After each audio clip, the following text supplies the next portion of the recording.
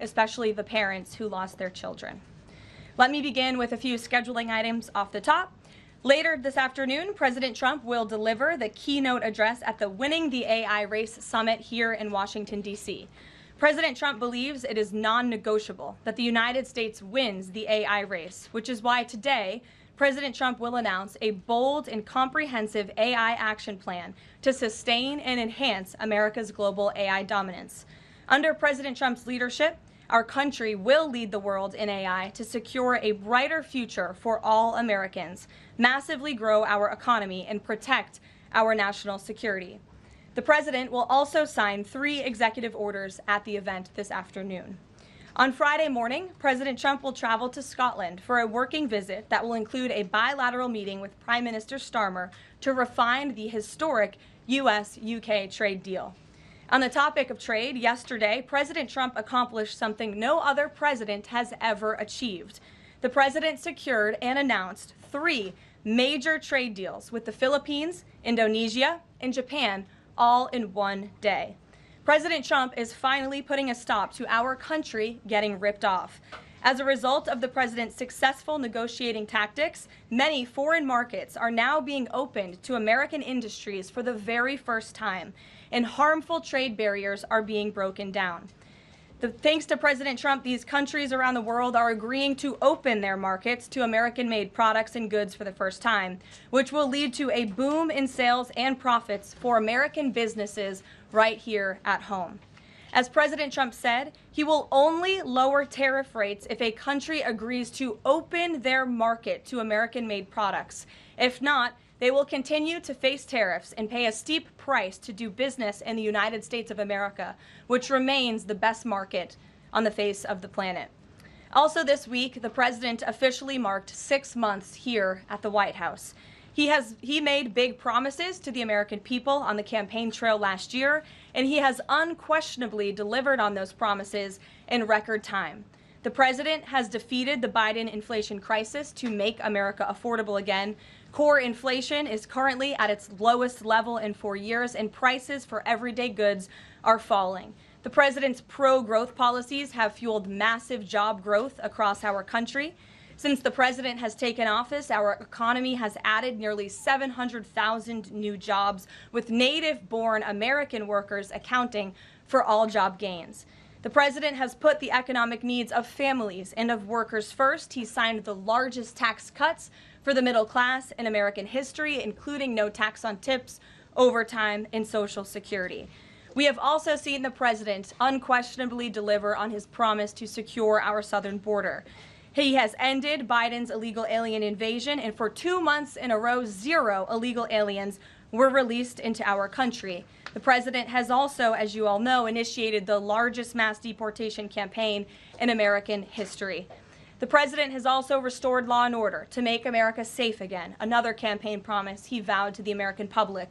The United States of America is currently on track for its lowest murder rate on record, following this shift from the last administration to the Trump administration. The president has also ended Joe Biden's reckless war on American energy. U.S. oil and natural gas production are now surging, and summer gas prices reached their lowest level since 2021. The president has also rebuilt our military, another campaign promise. He just signed the largest military investment in decades to modernize our armed forces with cutting-edge technology to replenish our stockpiles and provide American troops with the best equipment in the world. The U.S. Army, Navy, Air Force, and Space Force have all reached their recruitment goals months in advance.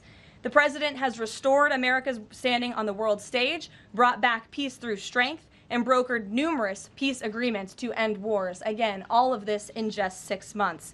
He obliterated Iran's nuclear program to end the war between Israel and Iran, got NATO members to raise their defense spending to 5% of GDP, and secured a ceasefire between India and Pakistan, as well as brokering a historic agreement between Rwanda and the Democratic Republic of the Congo. The president has already received 3 different Nobel Peace Prize nominations for his peacemaking efforts. Again, all of this progress, all of these accomplishments have occurred in just 6 months. We are truly just getting started, and we look forward to working with all of you for the next 3.5 years. On another matter, over the past few days, Director of National Intelligence Tulsi Gabbard has unveiled shocking new evidence that former President Barack Obama and top aides in the Obama administration conspired to subvert President Trump's 2016 election victory and undermine the democratic will of the American people. While publicly pretending to engage in a peaceful transfer of power, in private, former President Obama went to great and nefarious lengths to try to sow discord among the public and sabotage his successor, President Trump.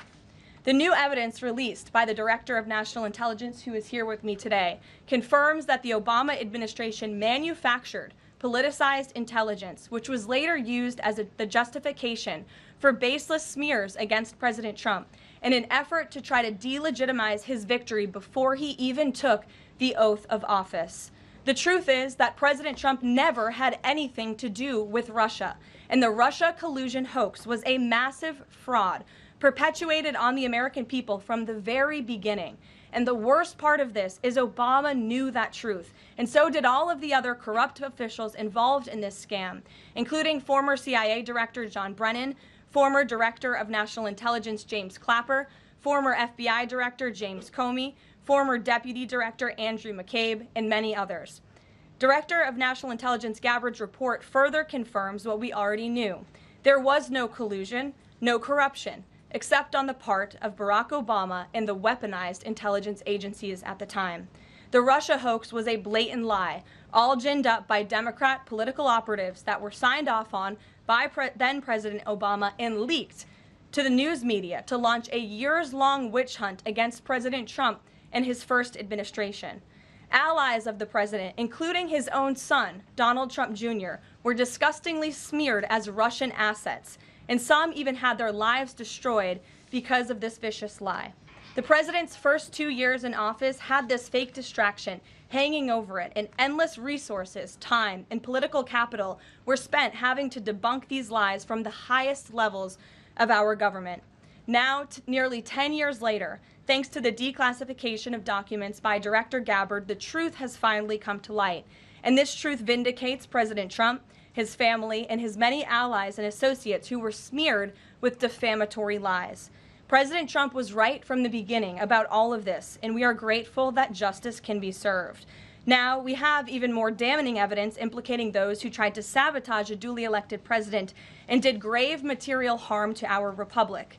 Thanks to additional important work done by CIA Director Ratcliffe, Committee Chairman Rick Crawford over the past few months, a newly declassified 2020 report prepared by the House Permanent Select Committee on Intelligence, which DNI Director Gabbard has declassified, found that the intel community did not have any direct information that Russian President Vladimir Putin wanted to help elect President Trump in 2016. And in fact, Russia was actively preparing for a Hillary Clinton victory. But at the unusual direction of Barack Obama at the time, the intel community published implausible intelligence suggesting otherwise. Why? To sabotage the incoming president. This is truly one of the greatest political scandals in American history. And reporters at legacy outlets, some of which are sitting in this room today, like the New York Times and the Washington Post, were ridiculously awarded Pulitzer Prizes for their perpetuation of this hoax. It's well past time for those awards to be stripped from the journalists who receive them. It is not journalism to propagate political disinformation in service of the Democrat Party and those in the intelligence community who hand over out of context and fake intelligence to push a false political narrative. I will now pass it over to the Director of National Intelligence, Tulsi Gabbard, to speak more about all of this, and then we will open it up for questions afterwards. Tulsi, thank you for being here. Thank you very much. Good afternoon. At President Trump's direction and with the support and coordination with the House Intelligence Committee Chairman Rick Crawford, today we've released a declassified Oversight Majority Staff report that was produced in September of 2020. The stunning revelations that we are releasing today should be of concern to every American. This is not about Democrats or Republicans. This has to do with the integrity of our democratic republic and American voters having faith that the votes cast will count. There is irrefutable evidence that detail how President Obama and his national security team directed the creation of an intelligence community assessment that they knew was false. They knew it would promote this contrived narrative that Russia interfered in the 2016 election to help President Trump win, selling it to the American people as though it were true. It wasn't. The report that we released today shows in great detail how they carried this out. They manufactured findings from shoddy sources. They suppressed evidence and credible intelligence that disproved their false claims. They disobeyed traditional tradecraft intelligence community standards and withheld the truth from the American people. In doing so, they conspired to subvert the will of the American people who elected Donald Trump in that election in November of 2016. They worked with their partners in the media to promote this lie, ultimately to undermine the legitimacy of President Trump and launching what would be a years-long coup against him and his administration. We're here today because the American people deserve the truth, they deserve accountability, and they deserve justice. The records that we released on Friday that were ODNI records, Senator Chuck Grassley's release on Monday of what is known as the Clinton Annex, which was an appendix to the Department of Justice Office of Inspector General's 2018 report, as well as the House Intelligence Committee's majority oversight report that we're releasing today, all come back to and confirm the same report. There was a gross politicization and manipulation of intelligence by the Obama administration intended to delegitimize President Trump even before he was inaugurated, ultimately usurping the will of the American people. I'm going to go over the key findings from the House Intelligence Report, which investigated the claims that were made by an intelligence community assessment ordered by President Obama and published in January of 2017. First, Putin's principal interests relating to the 2016 election were to undermine faith in the U.S. democratic process, not show any preference of a certain candidate. In fact, this report shows Putin held back from leaking compromising material on Hillary Clinton prior to the election, instead planning to release it after the election to weaken what Moscow viewed as an inevitable Clinton presidency. In the January 2017 intelligence community assessment that President Obama ordered, John Brennan, who was CIA director at the time, and the intelligence community intentionally suppressed intelligence that showed Putin was saving the most damaging material that he had in his possession about Hillary Clinton until after her potential and likely victory. The report goes into great detail about the information that Russia and Putin had on Hillary Clinton, which included possible criminal acts like secret meetings with multiple named U.S. religious organizations in which State Department officials offered, in exchange for supporting Secretary Clinton's campaign for the presidency, significant increases in financing from the State Department. They also had documents that showed the patronage of the State Department to State Department employees who would go and support Hillary Clinton's presidential campaign. There were high-level DNC emails that detailed evidence of Hillary's, quote, psycho-emotional problems, uncontrolled fits of anger, aggression, and cheerfulness, and that then Secretary Clinton was allegedly on a daily regimen of heavy tranquilizers. Then CIA Director Brennan and the intelligence community mischaracterized intelligence and relied on dubious substandard sources to create a contrived false narrative that Putin developed a quote-unquote clear preference for Trump. Brennan and the IC misled lawmakers by referencing the debunked Steele dossier to assess quote-unquote Russia's plans and intentions, falsely suggesting that this dossier had intelligence value when he knew that it was discredited. The intelligence community excluded significant intelligence and ignored or selectively quoted reliable intelligence that contradicted the intelligence community assessment's key findings on Putin's alleged support for Trump. Including this intelligence reporting would have exposed the ICA's claim as implausible, if not ridiculous. The intelligence community assessment omitted reliably sourced information, such as how some Russian intelligence officials were quote-unquote planning for candidate Hillary Clinton's victory, while others assessed neither Trump nor Clinton would respect Russia's interests. As was reflected in the ODNI documents that we released on Friday, multiple intelligence community assessments released in the months leading up to the November 2016 election concluded that Russia had neither the intent nor capability to impact the outcome of the U.S. election. On December 5th of 2016, the FBI and ODNI gave the House Intelligence Committee its first post-election classified briefing, in which there was no mention of Putin aspiring to elect Trump by either agency. The Presidential Daily Brief, drafted on December 8th of 2016, stated that no Russian or criminal actors impacted vote counts. This document was pulled just hours before it was to be published due to quote-unquote new guidance. If it had been published, it would have been briefed to both President Obama and President-elect Donald Trump. On December 9th, 2016, a National Security Council meeting was called to gather President Obama's senior national security officials, which included CIA Director Brennan, then Obama DNI James Clapper, Susan Rice, and others. Following that secret meeting, DNI Clapper's assistant sent an email to the intelligence community with the subject line, POTUS tasking on Russia election meddling, tasking ODNI leaders to create a new assessment per the president's request. The House Intelligence Committee Oversight Report that we released today reveals that, quote, unlike routine intelligence community analysis, the intelligence community assessment was a high-profile product ordered by the President Obama. It directed senior intelligence community agency heads and created an intelligence community assessment limited to just 5 analysts, using one principal drafter. This is not something that occurs in the normal path of producing an intelligence community assessment that reflects the views across the intelligence community. The production of this intelligence community assessment was subject to unusual directives directly from the president and senior political appointees, especially the former director of the CIA, John Brennan.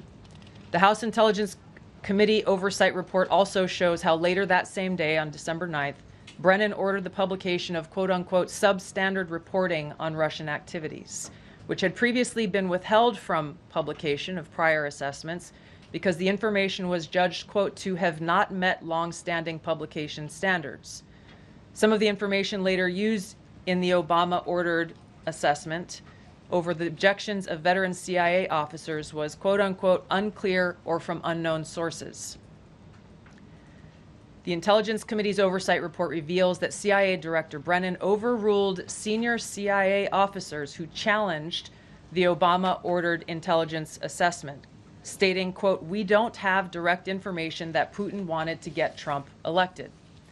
Yet, the Obama-directed assessment was published on January 6, 2017, which explicitly stated, quote, we assess Putin and the Russian government aspired to help President-elect Trump's election chances when possible by discrediting Secretary Clinton and publicly contrasting her unfavorably to him, end of quote. The CIA and FBI, then led by John Brennan and James Comey, expressed high confidence in this judgment, while the NSA expressed moderate confidence. Yet, as the report we released today shows, the ICA, the Intelligence Community Assessment, did not cite any report where Putin indicated helping Trump win was an objective. The opposite is true. With regards to the Steele dossier, we now know that one of the source documents that the Obama administration used in the creation of this intelligence assessment in January of 2017 was none other than the discredited, unverified Steele dossier. The House Intel report states, quote, contradicting public claims by then CIA Director Brennan that the dossier was not in any way incorporated into this intelligence assessment. The dossier was referenced in the intelligence assessment's main body text and further detailed in a 2-page assessment annex. John Brennan lied, and he denied using this dossier in this intelligence assessment that President Obama ordered because he knew it was discredited. It was a politically motivated, manufactured document. He directed senior CIA officials to use it anyway.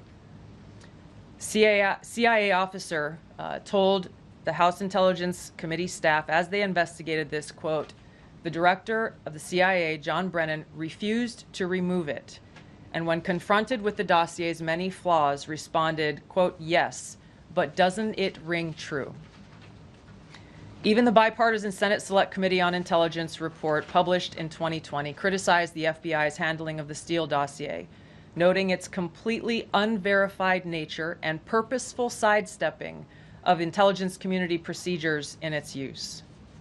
Now, President Obama, Hillary Clinton, John Brennan, James Clapper, James Comey, and others, including their mouthpieces in the media, knowingly lied as they repeated the contrived narrative that was created in this January 2017 intelligence community assessment with high confidence as though it were fact.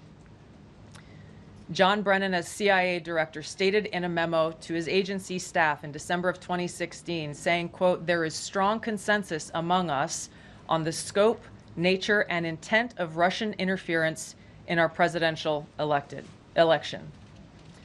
This was reported by NBC News, confirming that Brennan, along with James Clapper and James Comey, agreed with the CIA's assessment that Russia intervened to help Trump win the presidency.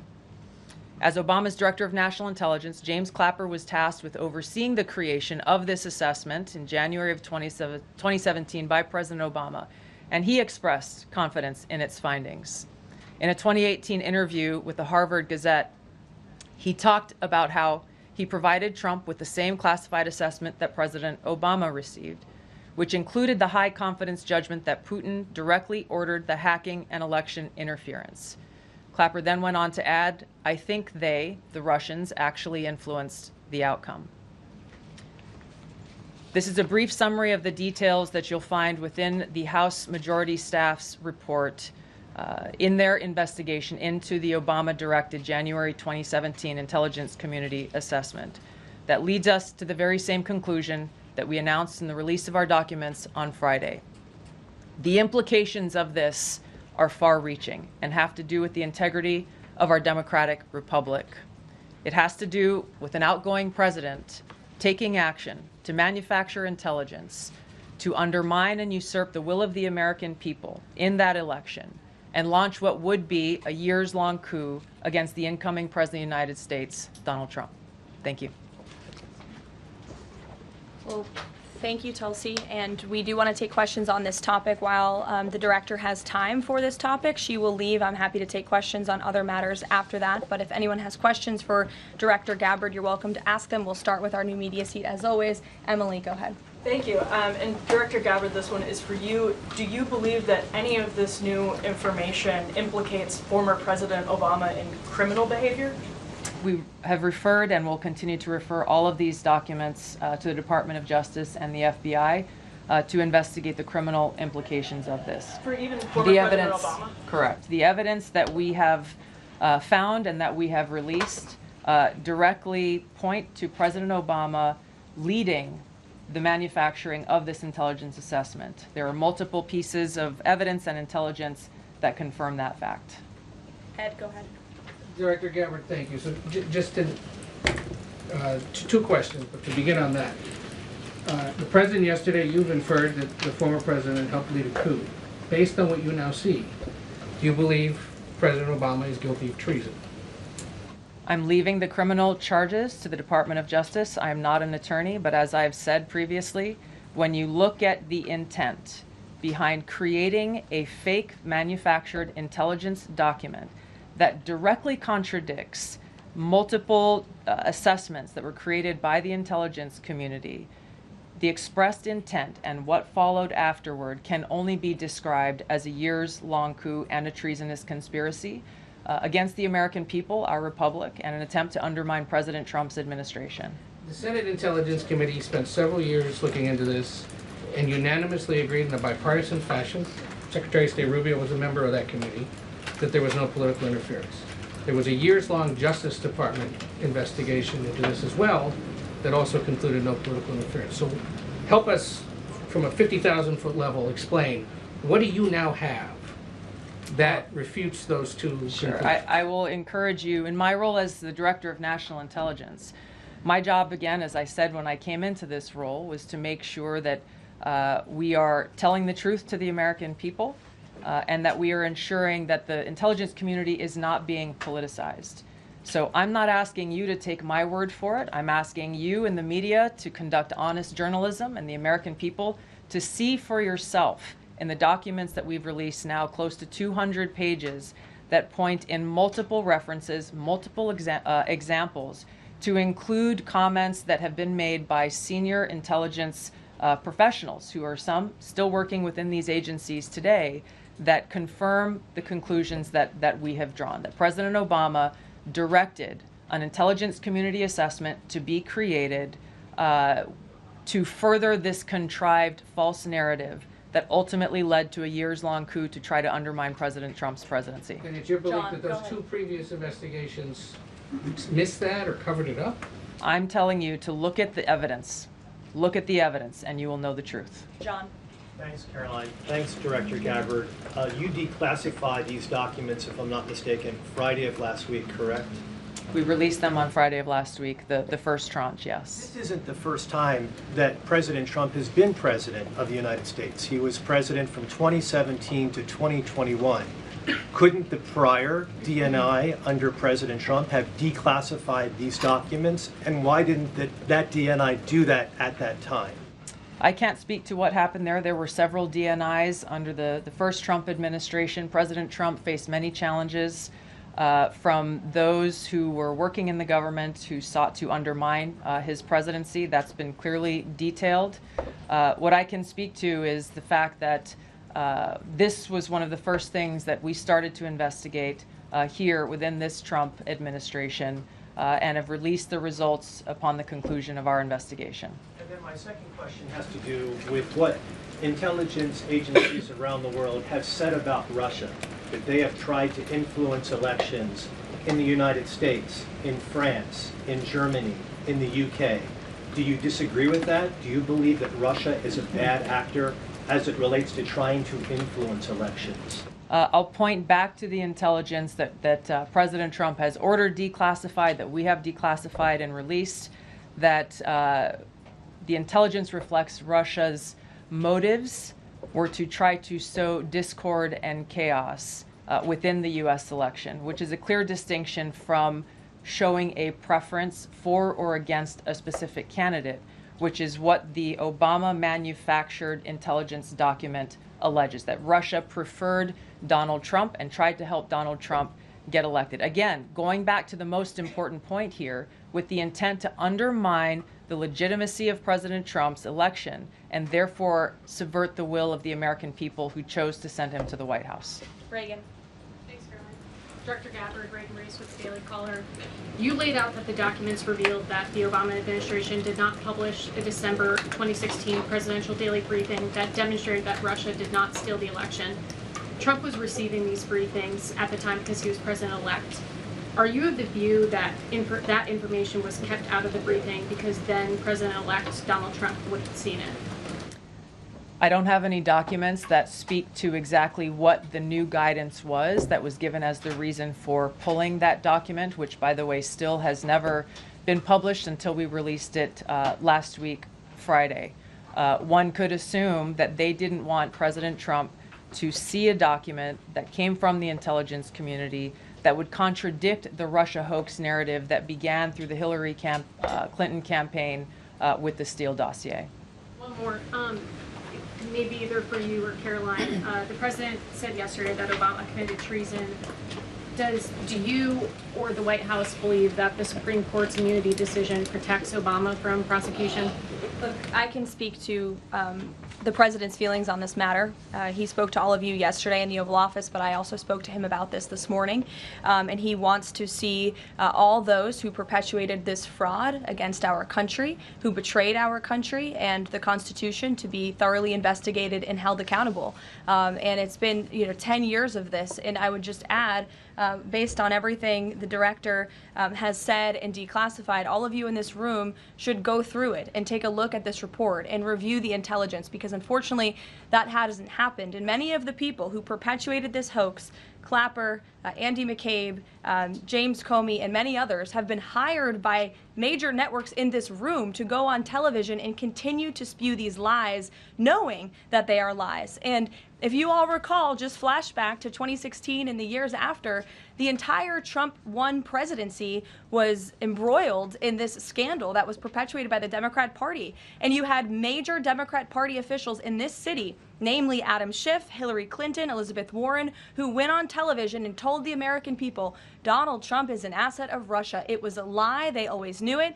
Hillary Clinton herself said that President Trump would be a puppet for Putin. Senator Tim Kaine at the time called President Trump Vladimir Putin's defense lawyer. Adam Schiff stated, and one of the worst things a lawmaker can do is to tell the American people, I know something you don't know, it's just classified and I can't tell you. And that's what he said. I can tell you that the case is more than that. I can't go into the particulars, but there is more than circumstantial evidence now. And not enough people in this room, not enough journalists in this country pushed Adam Schiff to say, what are you talking about? What evidence do you have? Everybody just ran with the lies, and it led to impeachments. It led to the division of our country. Unfortunately, so many Americans, from listening to outlets in this room, believed in these lies. And it's a complete scam, and it's a scandal, and the president wants to see accountability for that. Phil. Thank you. Question for Director Gabbard. A spokesperson for former President Obama said in a statement earlier this week, quote, nothing in the documents issued last week undercuts the widely accepted conclusion that Russia worked to influence the 2016 election but did not successfully manipulate any votes.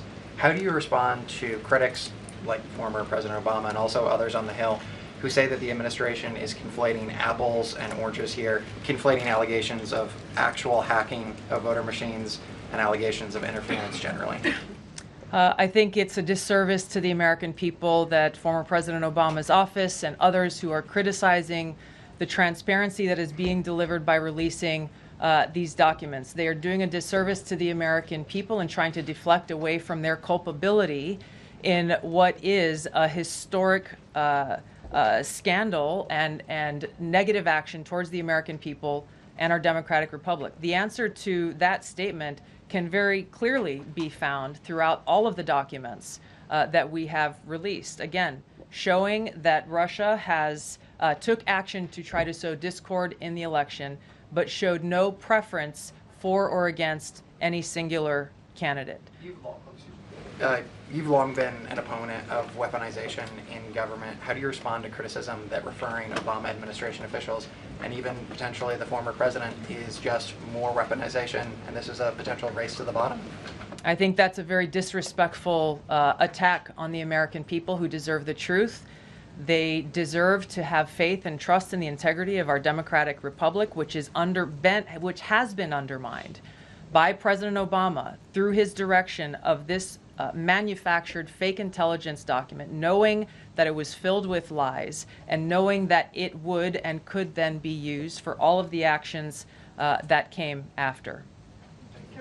And I would just add, there needs to be accountability for that weaponization, Phil, that we've seen. And no one has been a victim of the weaponized government more than President Trump, not just because of this political scandal. You all recall his house was raided.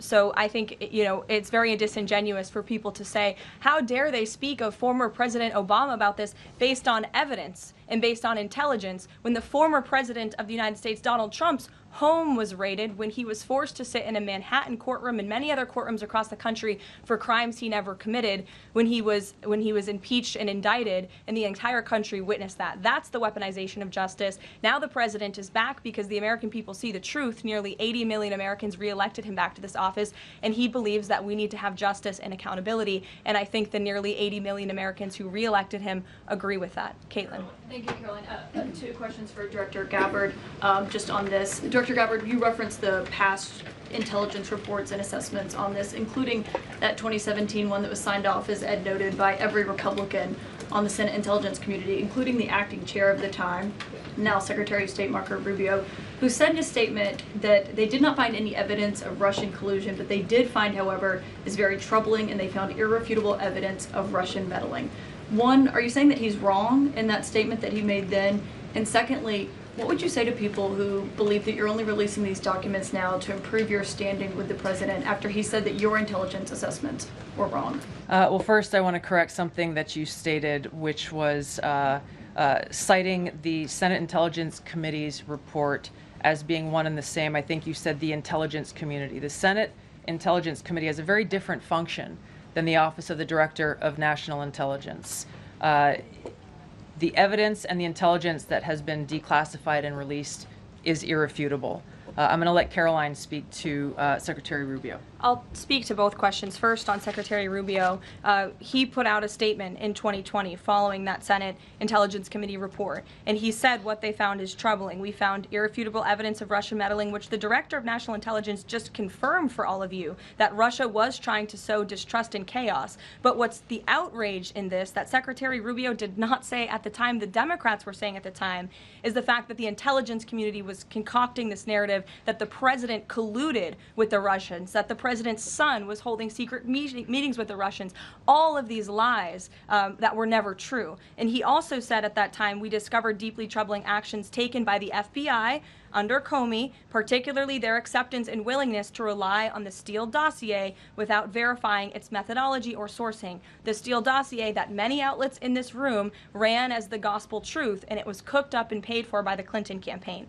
As for your second question, Caitlin, I think, who is saying that she would release this to try to boost her standing with the president? Who has said that? Well, the president has publicly undermined her when it came to Iran. He said she was wrong. He told me that she didn't know what she was talking about. That was on Air Force One on camera. The only people who are suggesting that the Director of National Intelligence would release evidence to try to boost her standing with the president are the people in this room who constantly try to sow distrust and chaos amongst the president's cabinet, and it is not working. I will just answer your question directly. I am with the President of the United States every day. He has the utmost confidence in Director Gabbard. He always has. He continues to, and that is true of his entire cabinet, who is all working as one team to deliver on the promises this president made. Does anyone else have questions for Director Gabbard? And then we'll turn it over to a couple other questions. Christian, go ahead. Yeah, thank you. Director Gabbard, two follow-ups on questions that had been asked. You mentioned the previous DNIs during the president's first term. One of them reports to you right now, if I'm not mistaken, John Ratcliffe. So have you not spoken to him about why this information was not declassified during the first term? He was in that position for a very short period of time. The work that began back then, we have picked up and absolutely completed. We are continuing to investigate this. Additional whistleblowers are now coming forward because they see an opportunity for the truth to come to light. And as Karoline said, for real accountability to be brought forward. The accountability is the essential part of this. We can show the truth, reveal the truth. The accountability needs to occur to be able to start to restore that trust in the integrity of our democracy. And then just quickly, I know you said you would leave the charging to DOJ, but the statute of limitations on conspiracy is 5 years. So what else could they possibly pursue besides treason? I think that's a great question for Attorney General Pam Bondi. We're providing all of the evidence, all of the intelligence that we have, both redacted and unredacted versions, referring it to the Department of Justice and the FBI. We'll take one more. Charlie, go ahead. How credible was the information about Hillary Clinton's health? The report said that it was from sourced from the DNC. Have you seen that information? Or do you think that maybe Russia was overemphasizing what they had? All I have seen is what the Intelligence Committee have reported through their investigation. I think the underlying point there is that we understand from intelligence what Russia said that they had. And the important point here is that if they were trying to influence the election, as President Obama and James Clapper and John Brennan, everybody said they were doing in order to support Donald Trump's election, they would have released the most damning of that information, some of which I detailed here. You'll find the rest in the report, prior to the election to help Donald Trump win. They specifically withheld what they had on her, the most damning information, because they thought that she would win the election. They had plans to release it just prior to her inauguration to, again, sow discord and chaos in America. And if I may, On Jeffrey Epstein, can you rule out that he was connected in some way to any kind of intelligence, either foreign or domestic? I haven't seen any evidence or information that reflects that. If anything comes before me that changes that in any way, support the president's statement loud and clear. If any credible evidence comes forward, he wants the American people to see it. Great. Director Gabbard, we thank you for Thank your you. time today. I know you're a busy woman, Thank so you. we'll let you get out of here, but thank you so much. Okay. I know there's many issues going on today across the world and here at home. If you have any other further questions, I'm happy to take them. Ed, why don't you go ahead? Yeah, thank you, Caroline. So the Japan trade deal, is that Japan trade deal the start of this number of trade deals that the Treasury Secretary says we're going to see by August 1st? I think it is. I mean, as you said, we had Japan yesterday. We also had Indonesia, and we had the Philippines as well. The president announcing all three. He came in as the closer in all three of those. I've said many times from this podium that the president's trade team has been in active talks and discussions with many countries around the world, and you've all been anxiously awaiting what those countries were. Now you know three of them, and there's many, many more to go. We have now sent 25 letters to countries around the world. But just to reiterate this Japan deal, for those at home who may have missed it, Japan will now pay a 15% tariff versus the reciprocal rate of 24% that they initially had. Auto and auto parts tariffs have been reduced to 15%, but the centerpiece of this deal now is the president got Japan to commit to $550 billion in investments to revitalize American industries. And these funds will be spent at President Trump's discretion and direction into key industries such as energy, semiconductors, critical minerals, pharmaceuticals, and shipbuilding. And the U.S. will retain 90% of the profits from any investments made by this $550 billion fund. This was originally a $400 billion investment that President Trump then negotiated to an increase of $150 billion, making it a $550 billion deal for the American people. And I just want to emphasize, Ed, I see you have a follow-up, but it's very important. Japan has agreed to open their markets to many very key sectors in American-made products that have really faced very strict tariff and non-tariff barriers prior. So thanks to the president, Japan's markets will now be open to American-made products and goods. This is big news for our tech companies and our farmers as well. On Monday, the Treasury Secretary is going to Stockholm to talk to the Chinese delegation. What does the president hope to get out of that meeting? Are there deliverables? I won't speak to any deliverables or set expectations. I'll let the Secretary of Treasury do that. But I did speak to him yesterday about his upcoming trip, and he looks forward to continuing discussions with his Chinese counterparts. The president has ensured that we have a good continuing working relationship with China that benefits the United States. And so the Secretary of Treasury will be obviously discussing those key matters, but I'll let him set the expectations. One more, if I may. Sure. Given what the DNI just said and laid out, does President Trump believe that President Obama should go to jail for something? Look, the president believes that this matter needs to be thoroughly investigated, and anyone convicted of crimes should be held accountable in this country. Go ahead. Special Envoy Wickoff is headed overseas again. Good to see you, Olivia. I haven't seen you since the campaign trail. Yeah, it's good to see you. He's headed back overseas. Can you give us a sense of what the marching orders are to some of the people he'll be meeting with, and specifically as it relates to Gaza and ongoing talks there? Yes, Special Envoy Wickoff is headed to Europe, where he will meet with key leaders from the Middle East to discuss the ongoing ceasefire proposal to end this conflict in Gaza and to release the hostages. These are very sensitive negotiations that are currently taking place. I spoke to Special Envoy Wickoff last night about them. I will let him speak further on the matter, but the President and Special Envoy Wickoff has made the administration's goals clear. We want this ceasefire to happen as soon as possible, and we want these hostages to be released. Go ahead. Caroline, a Florida federal judge has refused to allow the Epstein grand jury materials to be released. Does the president want the administration or Department of Justice to appeal that ruling? That was just breaking as the director and I were coming out here, so I haven't had a chance to talk to the president about it. I understand there are 2 other requests from the Department of Justice that are ongoing, but I'll let this president speak to whether he wants to see an appeal, and the Department of Justice, I'm sure, can give you a statement on that as well. And is he supportive of the effort to talk to Ghislaine Maxwell? I know that Todd Blanchard mentioned that earlier this week. The president spoke to this yesterday, and he said he thinks it's an appropriate idea. Kelly.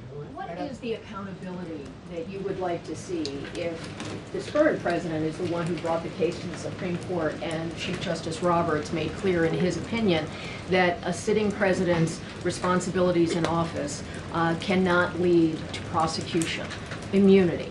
So what is it the President Trump wants regarding President Obama, given that fact? And the special counsel at the time, Durham, when that Supreme Court matter was not in effect, could have charged anyone and did not. So on those 2 points, how do you respond? Look, the president has made it clear that he wanted these documents to be declassified. He wanted the American people to see the truth, and now he wants those who perpetuated these lies and this scandal to be held accountable. As for what accountability looks like, as the director said, it's in the Department of Justice's hands, and we trust them to move this ball forward. Well, you would agree Stephanie. President Obama cannot be charged based on that immunity. Again, I'll leave that to the Department of Justice. Stephanie.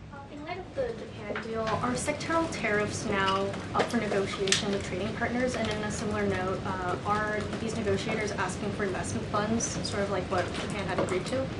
As for sectoral tariffs, I understand that the president continues to be in talks with our Secretary of Commerce. We have made commitments on various sectoral tariffs, as you know. The Department of Commerce has initiated studies to then move forward with implementing those sectoral tariffs. So I would defer you to them for further comment. Meredith. I wanted to ask if the White House has any update on the Commerce Department employee who's been detained or banned from exiting China, and if there are any efforts to get him out. I can assure you and the American people that the administration is actively monitoring the situation and engaged, but typically we don't comment on individual cases like this as we are sorting them out. Sure. Yes. Behind you, Dr. Harper, sorry. Go ahead, to the lady sitting down in the blue. Yes. Okay. What's your name? What's your name? My name is Caroline also. Caroline Boda with the Center Square. Great. So Republicans in the Senate today said that they are pulling back on legislation to impose sanctions on Russia after the president said he wants to act unilaterally. Can you elaborate on what the president intends to do? Look, the president has been in very close communication with his friends in the Senate, particularly Senator Lindsey Graham, on this issue.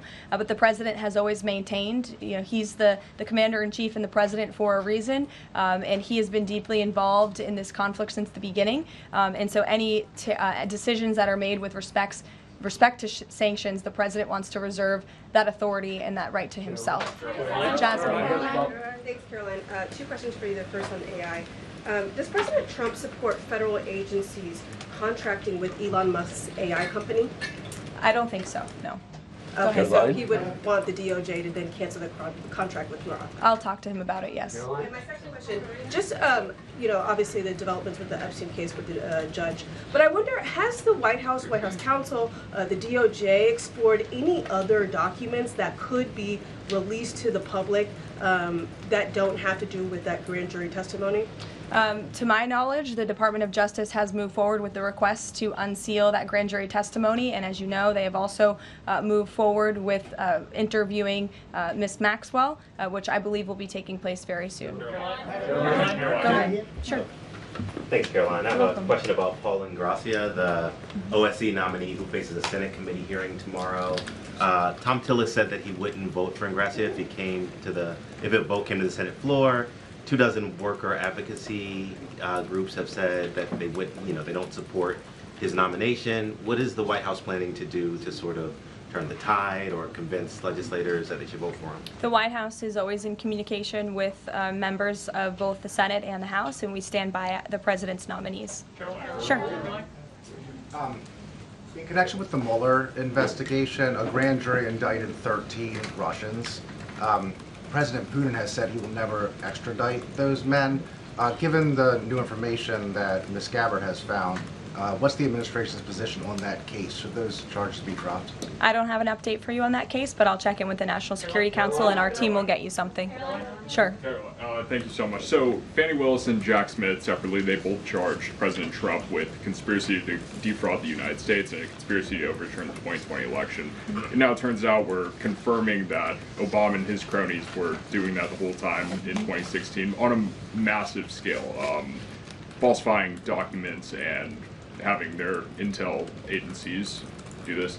What does this say about the 2020 election? And also, yeah, what's your thoughts on the irony here? There is a lot of irony, especially for the party of the Democrat Party, who claims to be for democracy. We often heard throughout the 2024 campaign they were calling this president a threat to democracy. And now I think the declassification of all of these documents proves that they were indeed the true threat to democracy. And as I said repeatedly today, there needs to be justice and accountability for that. You all will hear directly from the president later this afternoon at the AI Summit here in Washington, D.C., scheduled to speak later in a few hours. So we will see you all there. Thank you very much. Wow.